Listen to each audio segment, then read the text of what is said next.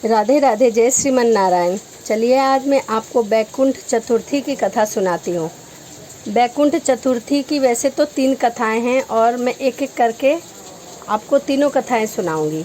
बैकुंठ चतुर्थी की पुराणों में प्रमुख 3 रूप से ये 3 कथाएं मिलती हैं, जिनके बारे में कहा जाता है कि इन्हें बैकुंठ चतुर्थी के दिन पढ़ने से 14,000 पाप कर्मों का दोष मिट जाता है। वेब दुनिया पाठकों के लिए 3 कथा यहाँ प्रस्तुत है। कथा 1।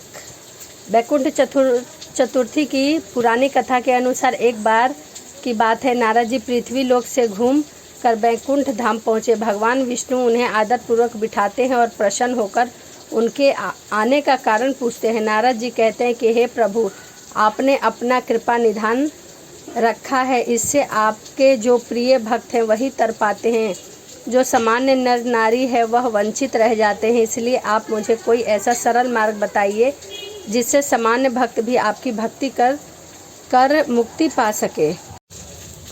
यह सुनकर विष्णु जी बोले, हे नारद, मेरी बात सुनो। कार्तिक शुक्ल पक्ष की चतुर्थी को जो नर नारी व्रत का पालन करेंगे और श्रद्धा भक्ति से मेरी पूजा अर्चना करेंगे, उनके लिए स्वर्ग के द्वार साक्षात खुले होंगे। इसके बाद विष्णु जी की विजय को बुलाते हैं और उन्हें कार्तिक चतुर्थी को स्वर्ग के द्वार खुला रखने का आदेश देते हैं। भगवान विष्णु कहते हैं कि इस दिन जो भी भक्त मेरा थोड़ा सा भी नाम लेकर पूजा करेगा वह बैकुंठ धाम को प्राप्त करेगा। चलिए अब आपको कथा नंबर 2 सुनाती हूँ। पौराणिक मतानुसार एक बार भगवान विष्णु देवादिदेव महादेव का पूजा करने के लिए काशी आए। वहाँ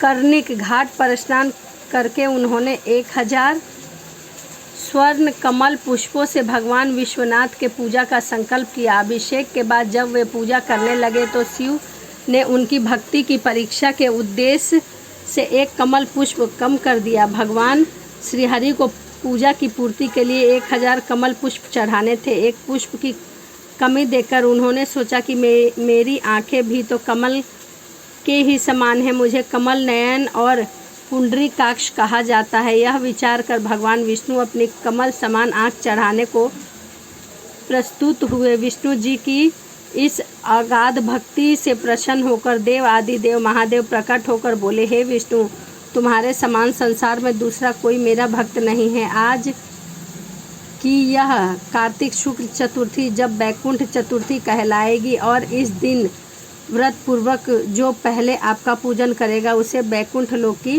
प्राप्ति होगी। तो ये कथा नंबर 2 है। चलिए अब मैं आपको कथा नंबर 3 सुनाती हूँ।